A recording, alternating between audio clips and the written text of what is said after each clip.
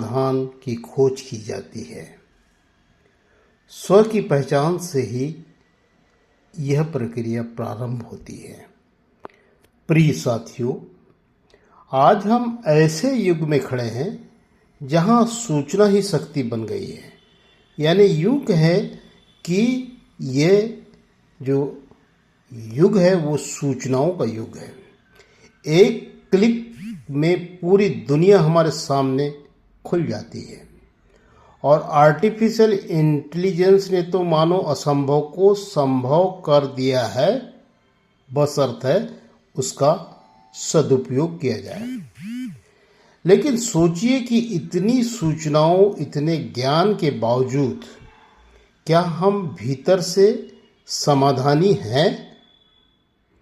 क्या इस ज्ञान ने हमारे हृदय में शांति और स्पष्टता दे दी है?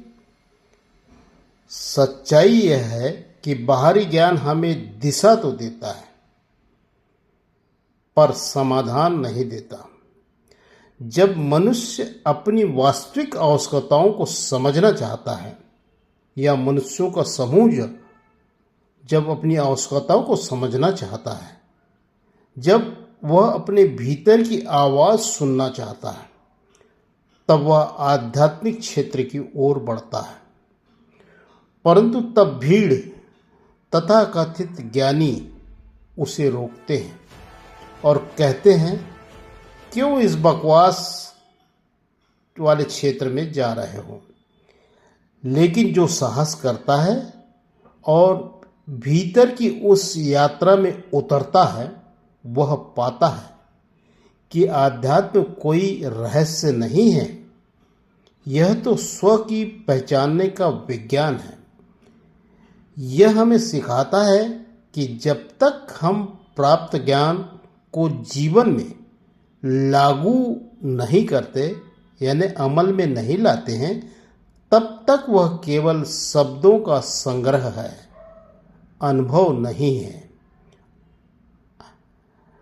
डिग्रियां, किताबें, तकनीकियां, ये सब उपयोगी है, पर तभी जब वे हमारे स्वानुभव और सत्य के प्रयोग से जुड़े। और यही सत्य है, चाहे वह मानव और हाथी के द्वंद्व में हो या बाघ और मानव के संघर्ष में हो, समाधान का मार्ग दिखाता है। ज्ञान जब हृदय से जुड़ता है, तब वही विज्ञान बनता है, और विज्ञान जब करुणा से जुड़ता है, तभी सृष्टि में संतुलन कायम होता है। कार्य और अनुभव, ये दो ऐसे पहिए हैं।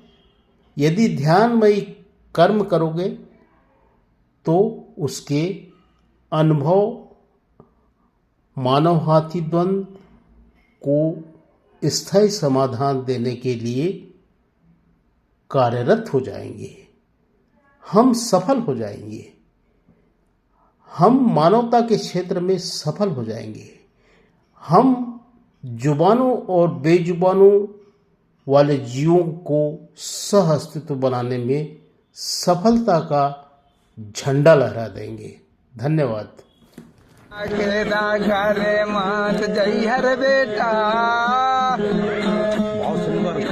सब भागा जी अपन घरे लल्ला।